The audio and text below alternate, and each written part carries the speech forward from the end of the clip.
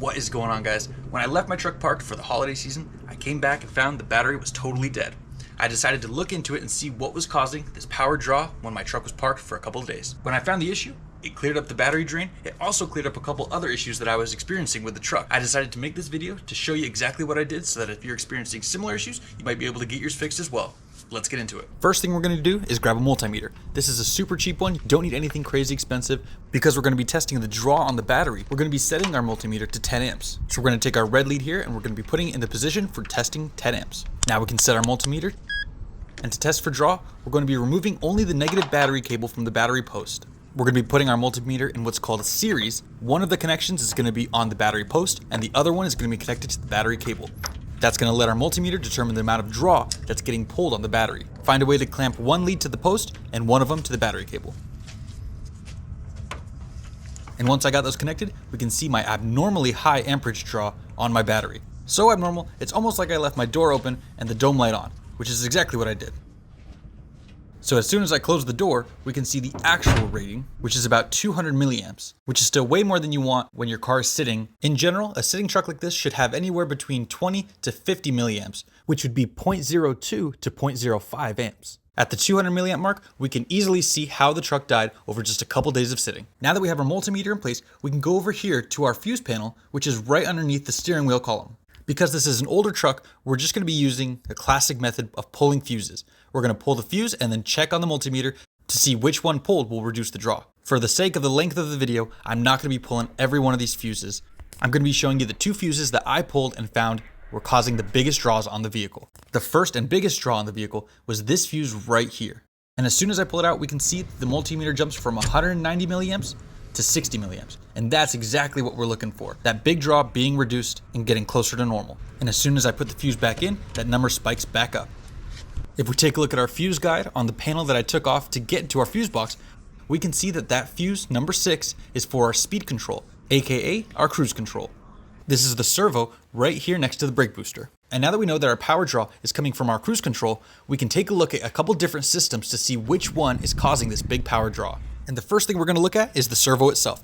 There's a plug right on the back of the servo. To get back there, I had to move one of the vacuum hoses, but once I did, you can disconnect it and see if the power draw goes down. If it's the servo, the internals probably wore out in the heat and it probably needs replacing. Now we can go check and see if our draw is gone, and it's not. Look at that. So it wasn't our servo.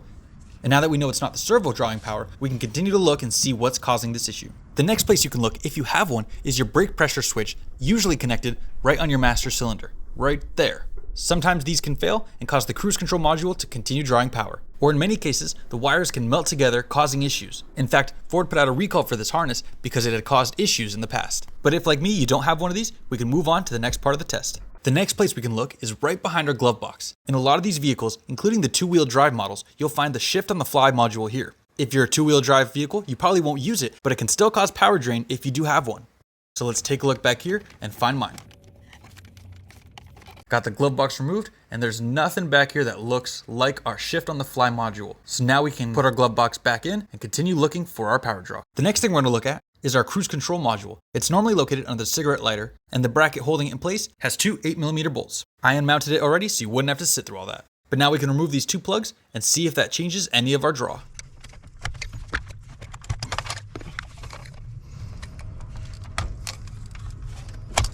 And would you look at that? And after removing our cruise control module, we have now found what is causing all the power draw from our cruise control system. And just like the vehicle's computer itself, the most likely cause for this issue is probably going to be leaky capacitors because of time and heat.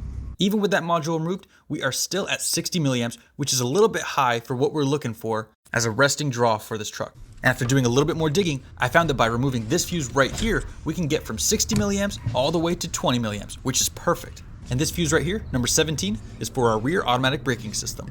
I'm not going to dive into that system in this video. I just wanted to show you guys where I found my two biggest draws on this truck. Hopefully now with those removed, I won't be dealing with any more dead battery issues, and I can take each of these issues on their own and figure out what's going on. So I found a big draw and my battery won't die anymore. That is great and all. But I made this video because of two important things that have changed after finding this draw. Number one, and the most important thing, is my transmission and the way it's shifting.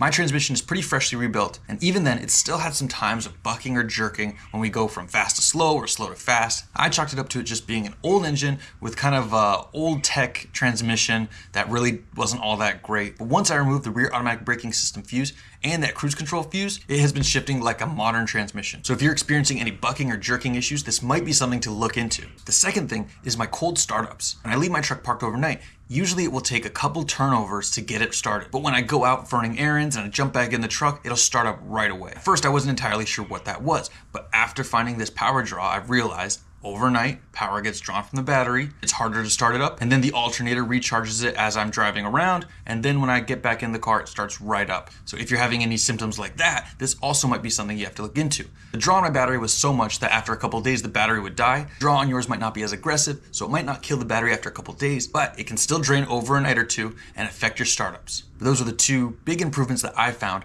after getting this draw figured out. That is everything, guys. Thank you very much for watching. I really hope this video helped you guys out. If it did, please drop a like. And if you want to see more videos like this in the future, subscribe to the channel. It really helps, guys. I'll see you on my next auto adventure.